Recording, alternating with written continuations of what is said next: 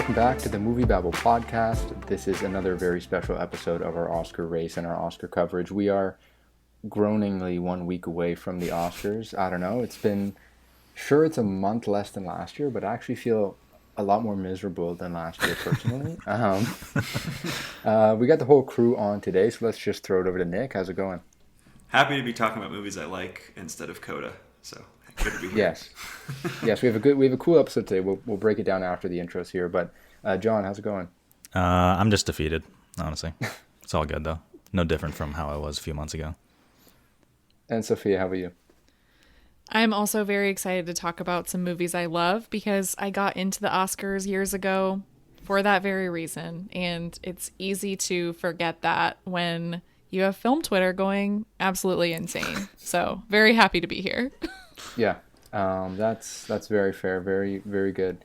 And what you guys were alluding to, obviously, this week's episode is a little bit different. I thought, around this time of year, 1 week out, everything is predictions. That's the onslaught of what we're doing at this time of year. So I thought, how about pick our own winners? And this is not out of the nominees at all. Like, this is just completely our, what our preferences are from 2021 in film.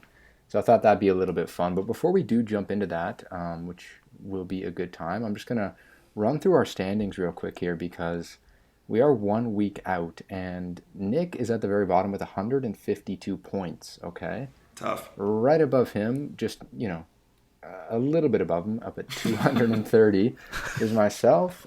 Sophia at 252, closing the gap with Jonathan, who's all the way up there at 268. Oh, no. Nick, how's Pig doing for you? Like I said at the beginning of this, I chose what I wanted to choose. I love Pig. Obviously, voters didn't like it, so that's tough. But, I stayed true to myself, so I win in the end. Fair. Okay. Jonathan, how's your dream team going? So far, so good, but I see the cracks there. Like, yeah. Sophia's Dune is really shooting up there. Yeah, once again, I kind of struggle to remember who I have except Belfast, and I think being the Ricardos. So, maybe Bardem wins Best Actor. Who knows? At this point, who knows?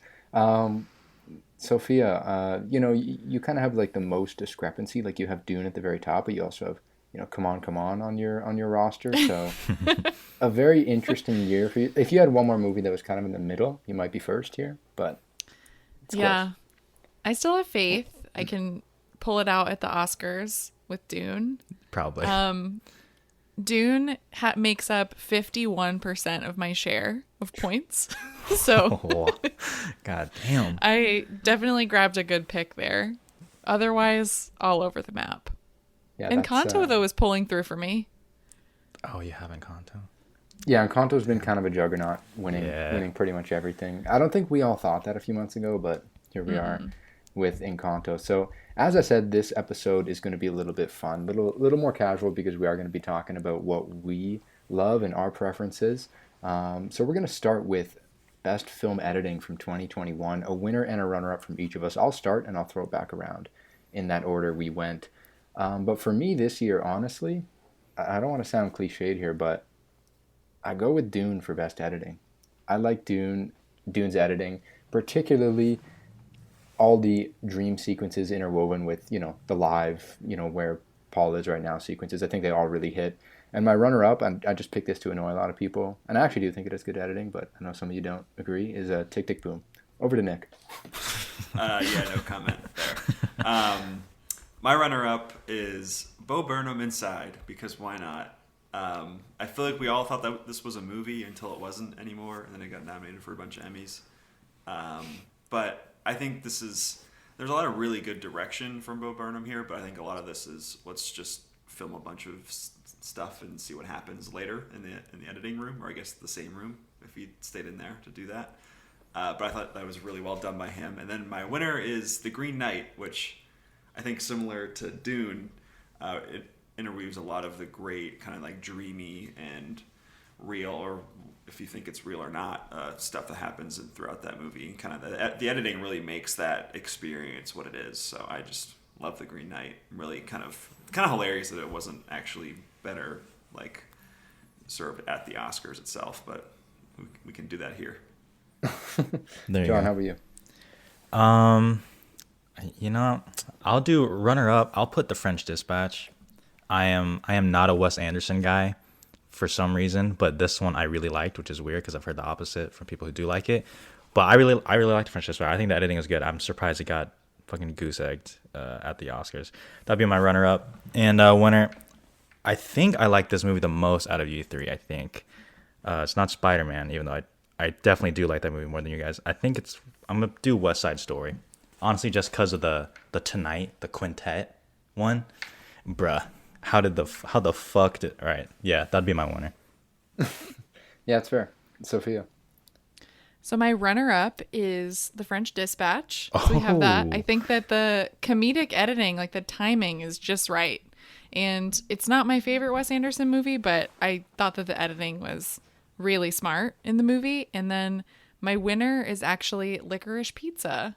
That will be a common theme we see today, but I really love the like meandering, freewheeling nature of it and how everything is strung together. I think it's really, really well edited, and by a newcomer too, Andy Jurgensen. So I wanted to give him a shout out here. Yeah, it's a good pick as well. I was definitely thinking about that one. Let's do snake order. So Sophia, keep us rolling there with cinematography.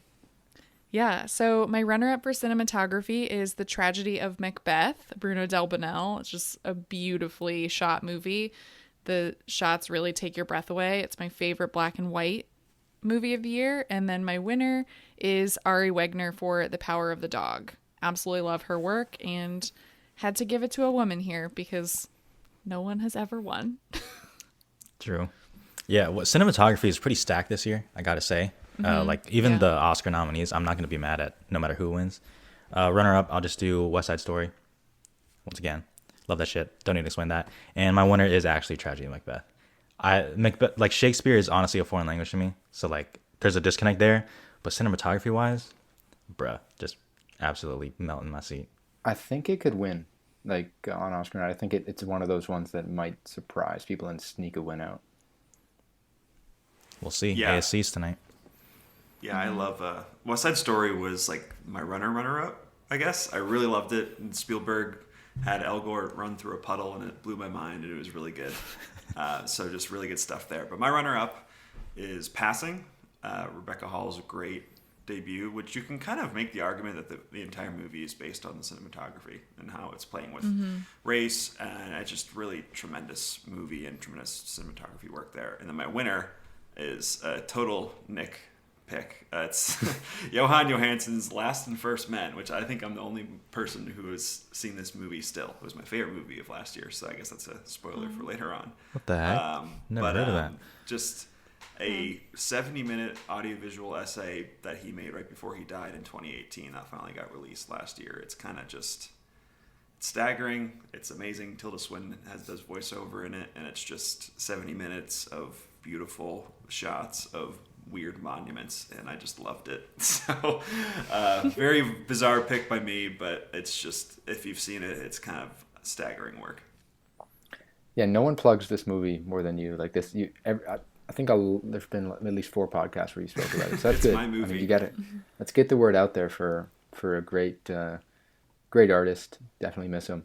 My pick, definitely a little bit of a rehash of 2 of yours, because my runner-up was Passing as well, for the same reasons, and then my winner was The Power of the Dog, because I feel like those 2 films specifically, there's a lot of gorgeous movies this year, as John said, but those 2 movies for me were the 2 movies that, from a storytelling point of view, the cinematography really did matter in, actually telling the story with those movies. So they got my vote there. For animated feature now, my runner-up here is actually Luca. I still think it's just completely exceptional. Such a sweet film. And then my winner is Flea. Just kind of blew me away. Absolutely loved it. Made my top 10 of the year. There's some moments in there of just like pure bliss moments, despite such difficult subject matter. One scene comes to mind whenever his brother takes him to the gay club, right? And the music hits in, the Daft Punk music. It's a wonderful scene. The movie's filled with such powerful moments. So Flea's my pick for animated feature. Over to Nick. Yeah, we'll keep the Luca train going. That's my runner-up. I love Luca so much, and I kind of I just caught up with Turning Red yesterday, which I loved, and I think Luca and Turning Red just had me really excited for where Pixar is headed in terms of telling like really hyper specific like personal stories. I just thought Luca was just really just lovely in all senses. And my winner was The Mitchells versus the Machines, which is just incredibly weird and goofy, and I'm amazed it was made and funded at the level it was. It's just really just a touching family story, queer story. It kind of checks all the boxes for me. It's just a really, really funny movie. Nice. Honestly, if that upset at the Oscars, Mitchell's, that'd be fire.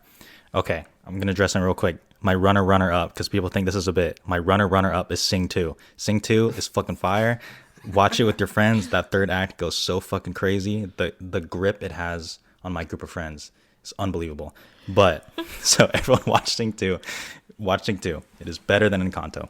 My runner-up is, I actually have the inverse of Brennan. My runner-up is Flea, and my winner is Luca, because I fucking love Luca. That's it. Don't need to add anything more. Sing 2, though. Yeah.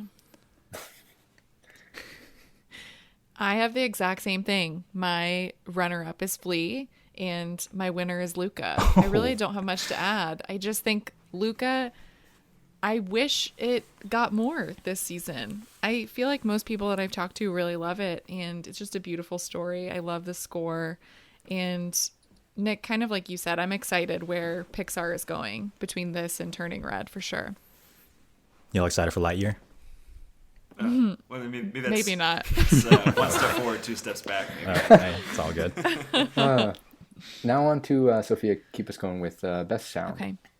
Yeah. So for Best Sound, my runner-up is West Side Story. I feel like if we had the 2 sound categories this year, it would have won sound mixing. And my winner is Memoria, which is a full sound experience. Oh wait, my turn. Shit. Oh yeah, I was like taking in the Memoria thing. It's a lot to take in. Yeah. Runner up, West Side Story. Damn, I've given West Side Story a lot. Yeah, runner up is West Side Story. I totally agree with what Sophia said. If there was 2, I think that'd be split. And I guess one of the few times I'll match with the Academy, my personal winner would be Dune. I think we're doing the exact same thing here. I'm really bummed that I haven't seen Memoria yet. It's been on my list for a really long time. But yeah, runner-up is West Side Story. Just crazy sensory experience. And then Dune just blew my ears off. And just whatever the weird helicopters are called. What are those things called? The omnicopter? Ornithopters. Yeah. Those things, like when they like go off for the first time, they flutter. It was just crazy seeing that in the theater. Mm-hmm. So just really good stuff there. So good. For me, my runner-up is actually Titane, specifically because I feel like the experience of watching it at that Midnight Madness at TIFF, they had to have jacked up the speakers past what they were supposed to be, because it was potent. You could feel early on whenever she kills the dude in the vehicle, and she takes that right through his ear. You could feel it in you, the sound of that. And it was like, I mean, I'm leaving the theater and there's an ambulance out front. Like, it was an experience in and of itself. Great time. So Titane's my runner up there. I just think so potent in its sound design. And then my winner is Dune as well. I mean, I don't know. It's just a absolute treat from the audio side of things as well as visual. For production design for me, my runner up would be Dune. It's Dune. And my winner would be The French Dispatch. It's a complete robbery that it didn't get any nominations, but especially production design. I felt like that was maybe the one where it would sneak in. Yeah, it's Wes Anderson at his best, and when he's at his best, it's a complete other world you're looking at. Like, it's incredible. How about you, Nick? Yeah, throwing another curveball for production design for my runner-up because I have to, but that's going to be Pedro Almodovar's The Human Voice, the short film that came out at the beginning of this year, which, if you've seen it, the production design is like a crucial part of that short film. Tilda Swinton, I guess, is another trend for me. A lot of Tilda today. Yeah, I just love Tilda Swinton. She kind of scares me a little bit, but she's just amazing at everything. So that was my runner-up. And then my winner is also The French Dispatch, because I think Brennan and I are very aligned on this movie that we think it's really, really good, Wes Anderson. But it's Wes Anderson going crazy for 2 hours in terms of production design. So it's great. I have the exact same as Brennan. Dune runner-up, French Dispatch winner. This is unbelievable. Just the wavelength we're on. That's the way to be.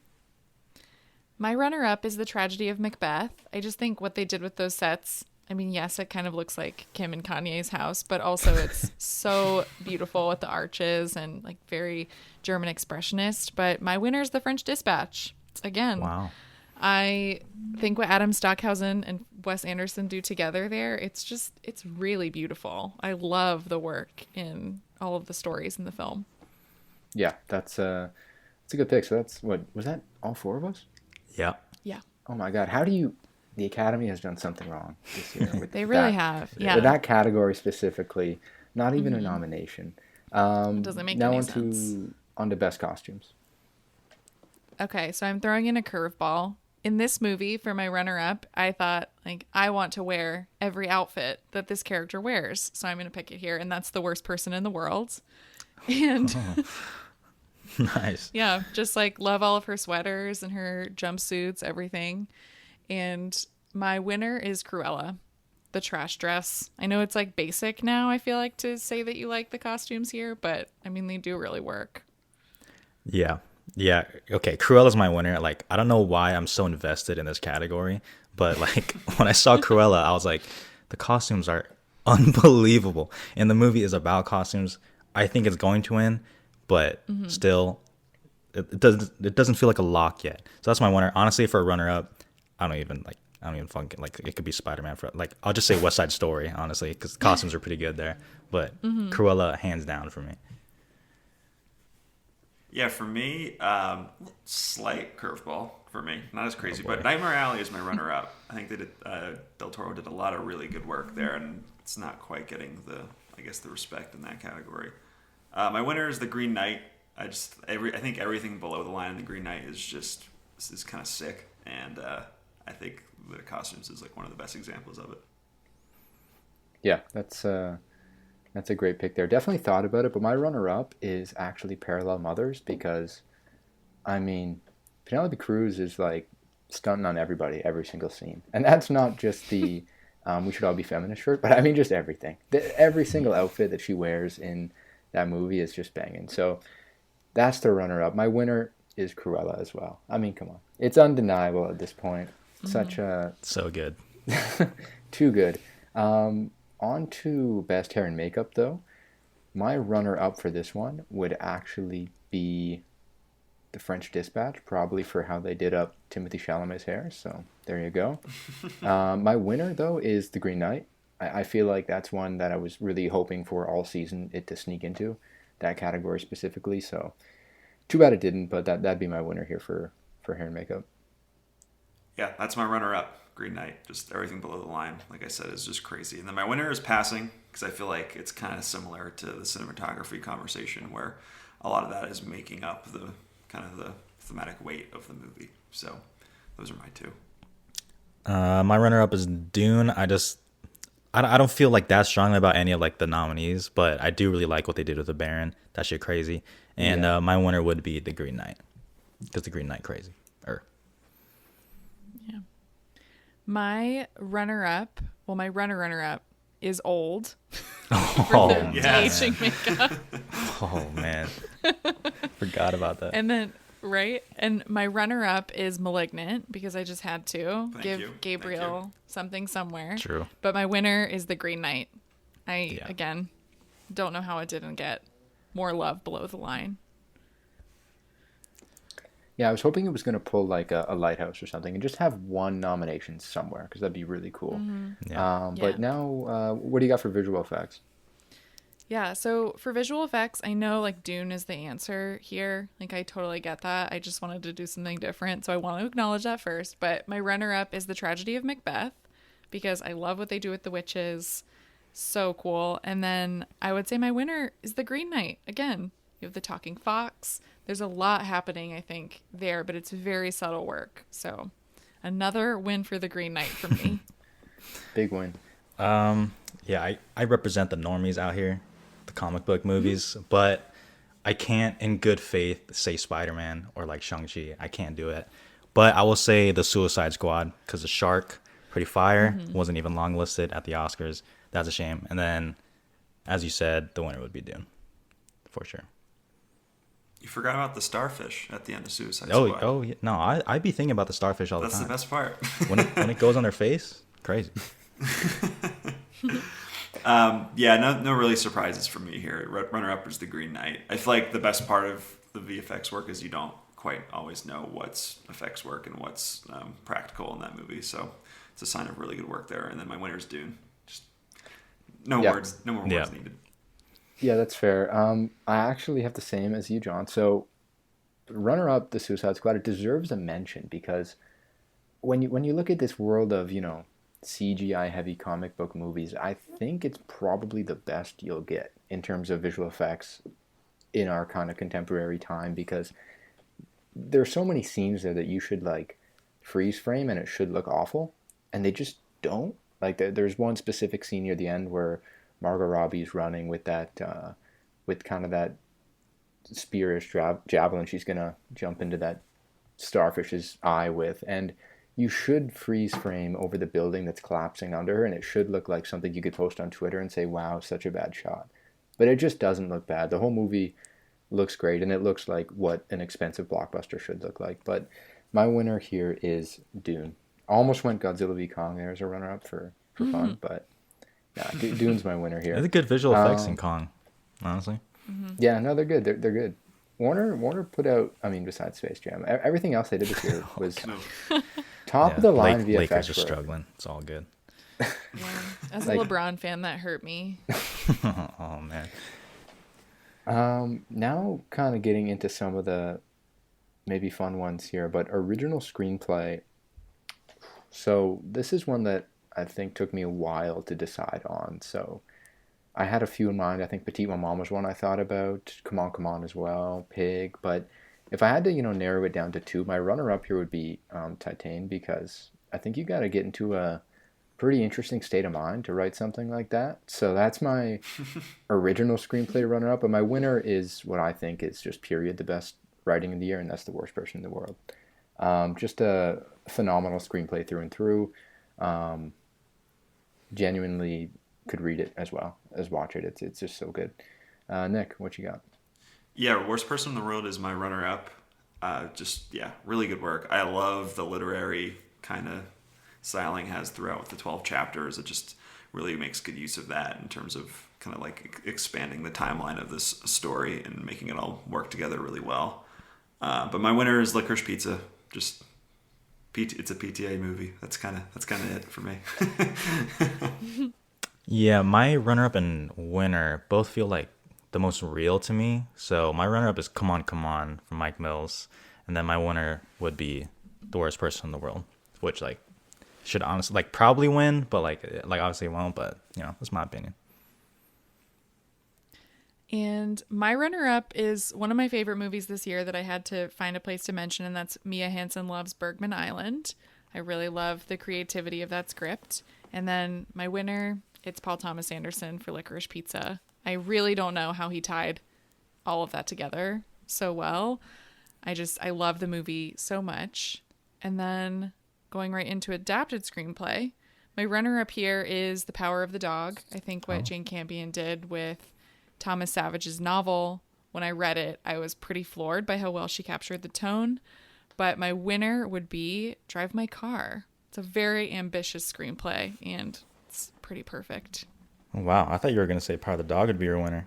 I have the exact... I flipped them. I match exactly. Runner-up, Power of the Dog. Winner, Drive My Car. I think it's the best screenplay in the adapted category, for sure. Mm-hmm. Probably the hardest job, too. Well, outside of Dune, I guess. Whatever. Yeah, I have The Green Knight as my runner-up, and then Drive My Car as my winner. Drive My Car is ridiculously good in terms of writing. There's just so many levels to all of it going on, down to the multinational play. It's just crazy, the kind of the depth that there is there. So that's my pick. Yeah, my winner, I'll go winner first because it's not as fun. Drive My Car as well. So that's a clean sweep. I think that's the first clean sweep, I think. No, we had French Dispatch for production design. Yeah. But yeah. So that's a big clean sweep though. Drive My Car. My runner-up here is The Matrix Resurrections. Okay, I love not this. a movie. I love this.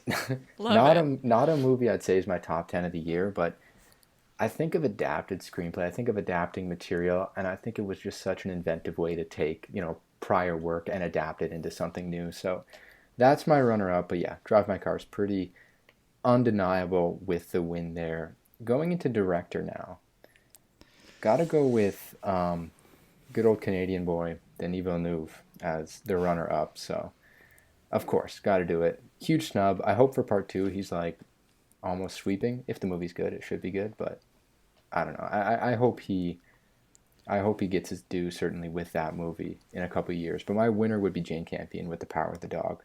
Visual storytelling, like, perfected in this movie. Such good work. So yeah, the moment I saw it, I'm like, yeah, that's back in September at TIFF. I was like, yeah, that's some directing if I've ever seen it. So yeah, that's my winner there. How about you, Nick? Yeah, I didn't think I was gonna pick The Green Knight so many times before I sat down to write these out, but I did David Lowery as my runner-up. I swear I'm not that big of a shill of The Green Knight. I really like it, but this was just surprising to me too. He'd be my number 3. He'd be my number 3 to be honest. So really amazing. And then my winner was Julia Ducournau for Titan. Just high wire act, like crazy in terms of just how energetic every scene is, and just how it's just. There's no one else I don't think directs this movie, and it makes it work. So it's just such an incredible kind of amazing stuff from her. Yeah, we have a lot of good choices this year. I mean, I hate to keep saying it, if we just like took Brennan, just dropped him off and just subbed in Villeneuve right in there, that would have been like a goated lineup. So it's kind of tough. I'll say runner-up is Jane Campion. I rewatched Power of the Dog, even though I already liked it the first time. But the second time, like what everyone said, like I was surprised at how much actually hit me more this time. But my winner, I guess, is just Arizona's Own, just Steven Spielberg. West Side Story, just honestly, I don't fuck with musicals. But that one, bruh, come on. He's like showing off it sometimes. So he would be my personal. Yeah. I have what you said just flipped. So Spielberg is my runner-up because I think just taking a musical that everyone knows and people think you're going to fail making it, and then making it in that way with, I would say, the same level of skill that he did with Saving Private Ryan and Schindler's List is pretty crazy. The odds were stacked against him. And then Jane Campion's my winner because I just think she's a master of visual storytelling. Just perfect. Yeah, 100%. What do you got for supporting actor now? Getting it to... Okay. It should be fun. All right, this gets interesting now. Yeah. So for supporting actor, my runner-up is Anders Danielsen Lee, who plays Axel in The Worst Person in the World. Love that performance. I think he gives so much, especially in the last act of the movie. But my winner, it has to be Bradley Cooper in Licorice Pizza. You say that. There's no other answer for me. Man.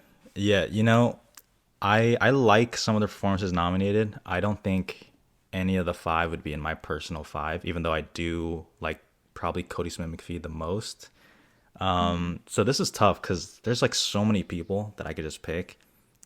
I'll make a fucking change. I don't give a fuck. All right, runner up, I'll say Bradley Cooper. I don't give a fuck. Him and Licorice Pizza, just as an unhinged man, is the best 8 minutes. Like, Kieran Hine, like, even my guy, Jesse Plemons, like, I don't really need that, like, Bradley Cooper so much. And I'm going to ride one for the stands. I'm going to give one winner to Mike Feist. Just for the stands there. Ooh, I thought you were about to say Willem Dafoe. That's a good one. When you said, I did too. Oh, it was in my mind. Trust me, it was in my mind. Okay. So my runner-up is Bradley Cooper. Just him chasing the tail. Yeah, just amazing. Just everything about it is just so great. My winner is Jeffrey Wright for The French Dispatch. Kind of one of the most, I think, emotional supporting performances I saw this year. In general, he's one of those actors you just listen to every word he says just differently because he just has the power to hold you on every single word. But here I thought he was specifically just emotional. He was also the heart of the movie in general. So I just loved him so much in this movie. Yeah, that's good. Oof. I wrote down 5, and I've certainly dwindled it down a little bit. One of them here I don't know. I think I have to clarify. Like Jason Isaacs, that's a supporting slot. He would be in my campaign 5, as honestly. supporting. Yeah. Sorry? He would I mean, he it's would where be they in my campaigned personal it. 5. Yeah. Okay. Well, either way, I'm gonna give him runner up here. So Jason Isaacs' Mass, just obviously a powerhouse of a performance. Rip to that movie as well, awards wise. And then my winner here is Vincent Linden for Titan. I mean, that's a performance. Like, dude, this guy's something else. And that role also is very challenging to pull off and make, someone like that sympathetic as well throughout the whole thing. So yeah, that's my winner for supporting actor. Jeffrey Wright and Anders were very close. Certainly. Anders is a doctor as well. He's a cool dude. Yeah. You guys know about that? He's a doctor in between like the movies he does. That's nuts. Also, shout out to Coleman Domingo for Zola. That's what a beast. That's a good one too. And now I got supporting actress. I will go for this one. Runner up, I'll go Martha Plimpton for Mass. I think Ann Dowd kind of ran away with the narrative all season of, she's the one from this movie, but Martha kind of, I don't know, they're definitely very close for me in terms of their performances, but I think she's the one that I would pick personally as runner-up. And winner would be Ruth Nega for Passing. Just someone who absolutely owned a movie this year, and it's her. Like, she was fantastic in this movie. Every single scene is terrific. When she's on screen. So yeah, Ruth Nega gets the win there for me.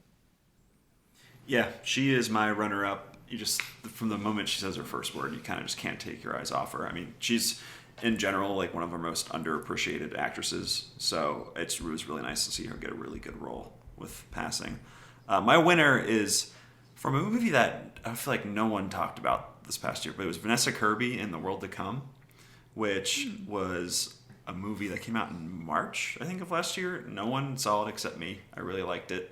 I thought she was magnetic, and like it was probably her best performance of her career, even including whatever movie she was nominated for. I can't even remember it at this Pieces point. of a Woman, bro. Yeah, that's right. Put some respect.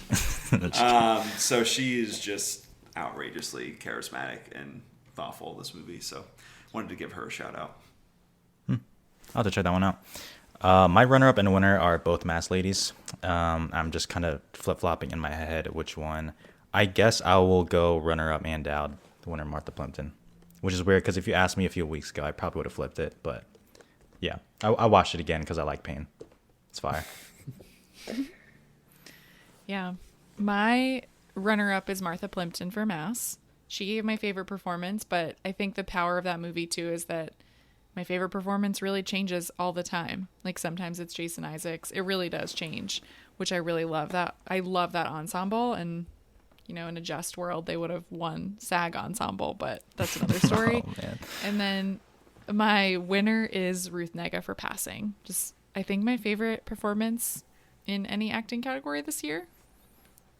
Yeah, that's fair. Not to the big two. What do you got? Okay. What do you got for us? So for actor, my runner-up is Benedict Cumberbatch for The Power of the Dog. Absolutely love him. He is my favorite of the nominees. I wish he could win. I think he gives such a transformative performance as Phil Burbank. If you would have asked me, before The Power of the Dog came out, I was not excited about him playing a cowboy. I was like, what is going on here? This is not going to be good. But turns out I was wrong. And my winner is Adam Driver in Annette. I had to pick Annette somewhere, and this performance just has a very high degree of difficulty, and he pulled it off. Wow, Annette. Good pick. This honestly, my runner-up is blank right now. So if you're forcing me, I'm just gonna go with what's on my mind, and that's for some reason it's Nicolas Cage. Maybe just because I saw the trailer for The Unbearable Weight of Whatever the fuck. I'll just say Nicolas Cage for Pig. To me, this one is actually pretty easy. It's Benedict Cumberbatch for The Power of the Dog would be my personal winner. I think he's unbelievable in that movie. Mm-hmm. That's a really good pick. So for my runner-up, I went with Amir Jadidi from A Hero, who I thought was just Good. all Yeah, it's a good charisma, pick. but also very naturalistic in his performance there. He kind of just keeps the movie together. It's just really awesome. My winner is Simon Rex as the most deplorable human you've ever seen on screen, Yep. and Red Rocket. It's just all charisma. I had a lot of flashbacks to Robert Pattinson in Good Time. There's, I think, a lot of similarities between just watching this bad person dig themselves even a deeper hole as they go throughout the movie. So it's funny. You cringe along with that. It's just he's really good. Yeah, that's a good pick there. I finally watched it like 2 weeks ago. It's so good. Yeah, this is also another tough category to kind of hammer down. I thought about some controversial ones among this crowd, like Andrew Garfield, but ultimately narrowing it down to two, Adam Driver would be the runner-up for me. Like, how could you deny that? He's so good. And then my winner would be Nick Cage in Pig. I mean, I loved it. I've loved it since July when I saw it, and I just there's so many cool scenes in there. I know he kind of overdoes it a little bit at times, but that's why you go see Nick Cage movies. So, and the one scene of him in the restaurant is one that has still not left my head, when he's just kind of dissecting that guy that he knew, many years ago. Quite a scene. Now for Best Actress, another one that is very tough. I think there's a lot of great choices, but my runner-up is going to be Rebecca Hall for The Night House, a performance that I loved ever since I saw it in a movie that I completely dug. I think her performance in that should be one of those ones that, everyone talks about. Toni Collette, Hereditary, Lupita Nyong'o in Us. I think this is on that level for me personally, in terms of horror performances of recent time. But my winner would be Renata Reinsva. I mean, the worst person in the world. She just kind of hit it out of the park there, and I do think she's kind of going to be a real sensation and star over the next several years, and I certainly look forward to that. So she gave my best performance from an actress in 2021. How about you, Nick? Yeah, my runner-up was Alana Haim. Just really hard role to kind of pull off, and I think she is just fantastic. And then my winner is also Renata Reinsva, because she is just this, like, one of the best movie star performances you've ever seen. It's just amazing. Not looking forward to that American remake for real. Yeah, really. It's going to happen, and it's going to be terrible, and then you're just... ScarJo. Yeah, really. You're just going to think about how good she is. And I'm also not looking forward to her getting cast in a bunch of Hollywood movies that just aren't as good. Transformers. So... Yeah. It's all right. Get the money. It's all right. Yeah, get the bag. Yeah. Right. Always get the bag. My runner-up is Renata Reinsva for everything you guys said. My winner, it's so weird because it's like so off-brand for me, because not only is this winner in a biopic, which I usually cannot stand, and this performance is like so like over the top, which would annoy me in most years. And the fact that it might actually match with the Oscars, my actual winner would be Jessica Chastain, which is very weird for me, because even though I love Jessica Chastain, when I saw that trailer, I was like, man, hell no. Like, no, this is like not a chance. But I don't know what it was. Maybe it's because my girlfriend was like crying next to me while watching or something, but I don't know. It just like really works for me. And honestly, like, I don't say anything if people are like, this performance is terrible and will age badly, because maybe it will. But I don't know. I guess I feel like a Rami Malek person. Honestly, she's probably number 5 for me. No, actually, I take that back. She's way better than Rami Malek in Bohemian Rhapsody. I apologize. I was like, she's not Rami Malek. I apologize. Yeah. I'm glad you corrected that. But yeah, no, she's great. I think that's valid. I do think it's valid. Like, no matter what, the frontrunner is going to gain some criticism.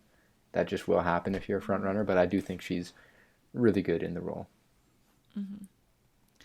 Yeah. I also love Renata Reinsva. She would be, I think, in third for me. And my runner-up is Penelope Cruz for Parallel Mothers. I love her performance. I think it could have gone like super soapy and very into a melodrama, but she just knows how to control her emotions so well. She's such a specific actress, and I like that she's working with Almodovar there. And my winner is Alana Haim for Licorice Pizza. Like a fully realized performance, such an incredible debut. So I would have to pick her there. Totally. Just like a complete natural, honestly. Alana Haim, like she I don't know how she did that. That was quite a performance. So no Lady Gaga for many of us. No. Sadly.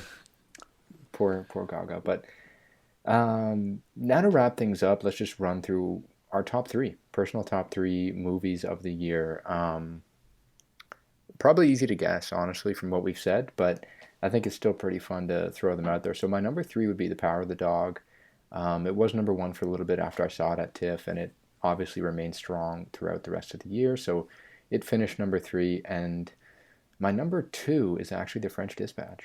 Like, same as John, kind of, like, I've never been super into Wes Anderson stuff. I think I've always liked his movies, and there have been a few that I've said, yeah, those are pretty damn good all-timers, specifically Grand Budapest Hotel, but never been a fan, I'd say, like, personally, but this movie kind of won me over, and now I do want to watch everything that he's done and kind of round out his filmography.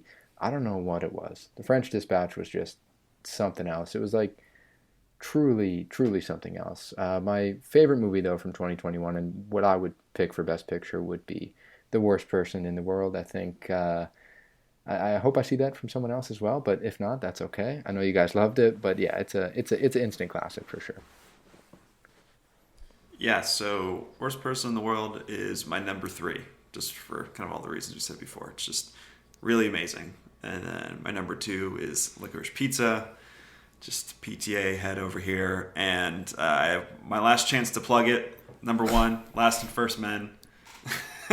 Just a truly an amazing movie that I hope people check out, because it is kind of those one-of-a-kind movies that you probably will never see again. So, where can we watch this movie? Great question. It was playing at the Metrograph for a while. Let me just watch it, see what's going on here. Yeah, please let me know, because the Metrograph? What was that? I love Metrograph. It's a theater here in New York. Oh, yeah, okay. Well, Arizona. Okay, never mind. John, we can commute. We can meet there. We can meet there and okay. watch it. Yeah, true. Yeah, Nick, let us know though where we can find this thing, because I wanted to know actually for months since you started plugging it. So it looks like Jonathan, it is only available on the Metrograph. You can rent it right now though. What? Okay, that's fine. I'm gonna watch it. That's fine. It's really good. Right, that's fine. Jonathan, what's your top 3? I don't know, dude. A part of me really wants to just say fucking Spider-Man. You gotta do it. I mean, if it is, go for it. Yeah, I don't know though. I just like rewatched it, but I don't know. Okay, my top 3. I guess I'll say Dune, West Side Story, and then Mass, just because I don't feel things in movies anymore, and like that's like kind of concerning. But I felt something in Mass, so that meant something. So I'll keep that as my number 1. Yeah. So The Worst Person in the World is just outside my top 3, but I do really love it. I would say my number 3 is Drive My Car. This movie has really stayed with me. Like, the more I think about it like every day, and I'm so happy it got all of the Oscar nominations that it did. My number 2 is Licorice Pizza, also a PTA head. I went to a Q&A with him this week, and it was like the best experience of my life. I'm not kidding, like better than going to Cannes. And then my number 1 is The Power of the Dog. It knocked me out when I saw it at New York Film Festival, and I like Drive My Car and Licorice Pizza. It's really stayed with me and gets better on rewatch. Yeah. You're going to be gutted when Coda pulls it out next week. You know, I will love The Power of the Dog no matter what. Okay. If it loses, if it wins. It's just sometimes the fate of great movies. I mean, it happens all the time. That's true. Unconditional love. We love to see it. Yeah.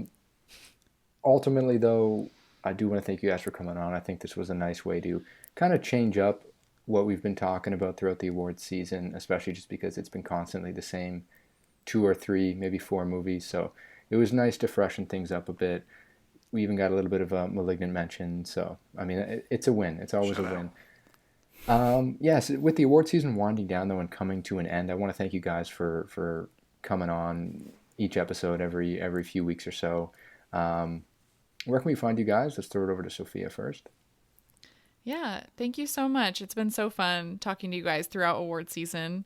And you can find me on Twitter and Letterboxd at Sophia_Sim, CIM. And you can find my podcast, Oscar Wilde. We release episodes every Thursday. You can find us on all podcast platforms and Twitter and Instagram at Oscar Wilde Pod. Jonathan, where can we find you? Yeah, it's been I guess it's been a fun time. It's fun talking to you guys. Everything that surrounds the award season sometimes isn't that fun.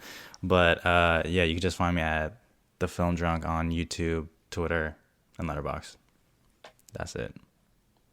Nick, we found you, right? So we'll skip you there. Figure it out. We'll wrap it up. That's it.